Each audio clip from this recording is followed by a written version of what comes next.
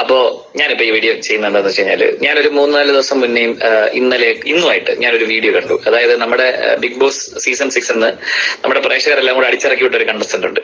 ഞാൻ കയറുന്നതിന് തൊട്ട് തലേദിവസം ഇവരെടുത്ത് ഇറങ്ങിപ്പോകാൻ പറഞ്ഞു എല്ലാവരും. ഞാൻ പിന്നെ മനക്കെട്ടി ഇല്ലാതെ ഇറങ്ങി വന്നതാണല്ലോ, എനിക്ക് മനക്കെട്ടി കുറഞ്ഞിട്ട് ഞാൻ ഇറങ്ങി വന്നാണല്ലോ. ഇവര് ഇറങ്ങി വിട്ടാണ് പ്രേക്ഷകരെല്ലാം കൂടെ.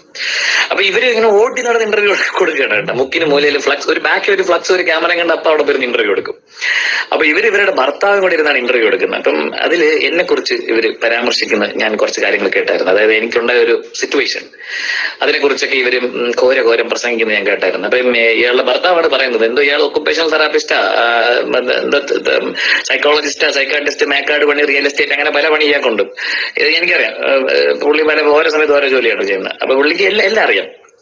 ഭൂമിക്ക് താഴെയുള്ള എല്ലാ പണിയും അറിയുന്ന ഒരാളാണ് പുള്ളി. ഇപ്പൊ പുള്ളി പറയുന്നു എന്നെ കുറിച്ച് പുള്ളി കുറെ ഒബ്സർവേഷൻസ് നടത്തിയിട്ട് പറയുന്നുണ്ടായിരുന്നു. പുള്ളി ഭയങ്കര വീഡിയോയിലൂടെ ഒബ്സർവ് ചെയ്തിട്ട്, നമ്മളെ സൈക്കോളജിസ്റ്റ് ഒക്കെ വീഡിയോ കണ്ട് ഒബ്സർവ് ചെയ്തിട്ടാണല്ലോ എല്ലാം തീരുമാനിക്കുന്നത്. അപ്പം പുള്ളിയോട് എനിക്ക് പറയാനുള്ളത്, നിങ്ങൾ ഹൗസിനുള്ള ഉണ്ടായിരുന്നപ്പോ ഞാനില്ലായിരുന്നു. അപ്പൊ നമ്മൾ തമ്മിൽ പേഴ്സണലി അറിയില്ല. നിങ്ങൾക്ക് എന്നെ ഒന്നും അറിയില്ല. എന്നെ ഔട്ടോ എന്റെ പേഴ്സണൽ കാര്യങ്ങളോ അല്ലെങ്കിൽ ഹൗസിനുള്ള ഒരു പരിപാടി നിങ്ങൾക്ക് അറിയില്ല. നിങ്ങൾ എന്റെ ഗെയിമിനെ കുറിച്ച് സംസാരിക്കൂ, ഹൗസ് മേറ്റ്സിനെ കുറിച്ച് സംസാരിക്കൂ. നിങ്ങൾ എവിടെയോ പോയി ഇന്റർവ്യൂടെ എന്തിനോ ചെയ്യമാണ്ട് പോയി, കുഴപ്പമില്ല. പക്ഷേ എന്നെ കുറിച്ച് ചുമ്മാ ആവശ്യമില്ലാത്ത വർത്താനൊന്നും പറഞ്ഞു ചെയ്യരുത്. പ്രത്യേകിച്ച് ഈ സൈക്കോളജിസ്റ്റ് അണ്ണന്റെ അടുത്താണ് എനിക്ക് പറയാനുള്ളത്. നിങ്ങൾ ഭൂതക്കണ്ണാടിയൊക്കെ വെച്ച് വേറെ ആരെങ്കിലും കുറിച്ച് പറയുന്നതിനെ കുറിച്ച് പറയില്ല. കാരണം എനിക്ക് നിങ്ങളെ നന്നായിട്ട് അറിയാം.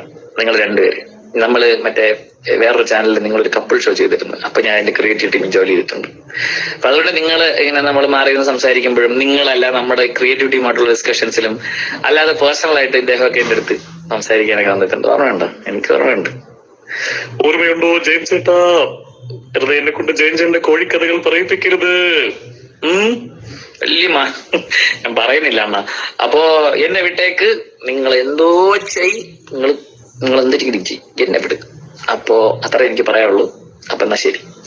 യമുനയാற்றிലെ നീരക്കാട്ടിലെ കണ്ണനോട്